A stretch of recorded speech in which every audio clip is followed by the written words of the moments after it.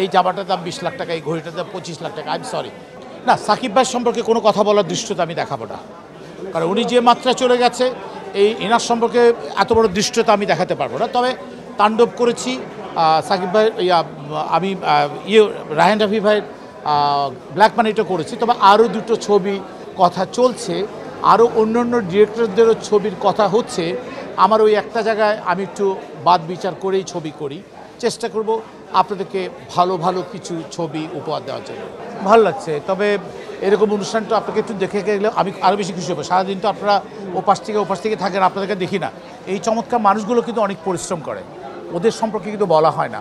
আমরা কিন্তু বক করে যাই, আমাদের কিন্তু একটা বিশাল প্রচার হয়। এই প্রচারের মেন কারিগর হচ্ছেন এনাদের প্রতি অনেক শ্রদ্ধা সম্মান। বলুন এবার কি জিজ্ঞেস করছেন? এবার কি যে কাজ করিনি বললেই চলে, করিনি নিজের ইচ্ছায় না। অ্যাকচুয়ালি যেসব গল্প পাই সে গল্পটা আমার সাথে আসলে, আপনাদের জানেন আমি কী বিষয়ে কথা বলি, তা আমি আসলে ওই ধরনের নাটক করতে, কারণ আমার বাচ্চাটা অনেক বড় হচ্ছে। কোনো একটা সময় যেন বলে না, কেউ যেন বলে যে তোমার বাবা তো অমুক কাজগুলো করেছে, সেই জায়গাটা আমি রাখতে চাই না। 2 দিন পর তো মরে যাবো, 2 দিনের দুনিয়া, যখন তখন টুস করে মরে যাব, তখন আফসোস থেকে যাবে। ওই আফসোসটা রাখতে চায় না, সে কারণে বুক ফুলিয়ে কথা বলার সাহস খুঁজে পাই চমৎকার মানুষদেরকে দেখে।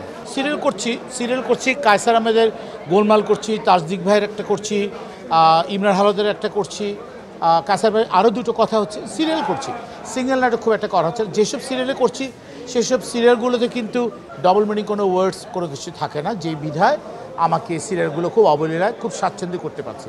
তবে ঈদের একটা নাটক আমি স্পেশালভাবে করে এসেছি। চিটং টেলিভিশনের ঊর্ধ্বতন কর্মকর্তা স্পেশালি রিকোয়েস্ট করেছে চাটগাঁয় ভাষায় একটি নাটক করার জন্য। তো আমি ঢাকা থেকে গিয়ে চাটগাঁ ভাষার নাটকটা শুধু চাটগাঁবাসীদের জন্য না, সারা বাংলাদেশের সবার জন্য চাটগাঁ ভাষায় করে এসেছি।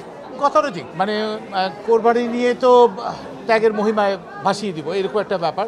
সকালবেলা ঘুম থেকে উঠেই তো নামাজের থেকে এসেই তো পশু কোরবানটা একদম তো পশু কোরবান দিয়ে আমি যে কাজটা করি সেটা হচ্ছে আমি একটা ঘুমাই, বিকেল পর্যন্ত ঘুমিয়ে তারপর আমি বিকেলবেলায় বিভিন্ন জায়গায় আড্ডা মারি। তো আমার আড্ডা প্রিয়, আড্ডা মারি, এটাই আমার আর কিছু। অনেক ছোটোবেলায় বালিশের নিচটা বারবার দেখতাম, বড়োবেলায় বালিশের নিচটা দেখি না। মানে এর চেয়ে বেশি কিছু এক্সপ্লেন করার আছে কিনা জানি না।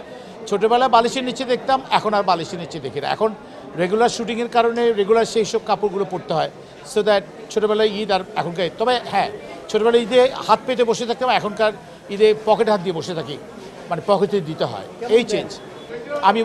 আমি আবার সেরকম বলতে পারি না এই জামাটার দাম 20 লাখ টাকা, এই ঘড়িটার দাম 25 লাখ টাকা। আই এম সরি, আমি না, ওটা প্লিজ আমাকে ওনাদের কাতারে ঢুকিয়ে দেবেন না প্লিজ, আপনাদের কাছে। এখন আপনারা আবার প্রিয় মানুষ, এই প্রিয় মানুষের জায়গাটা থাকি।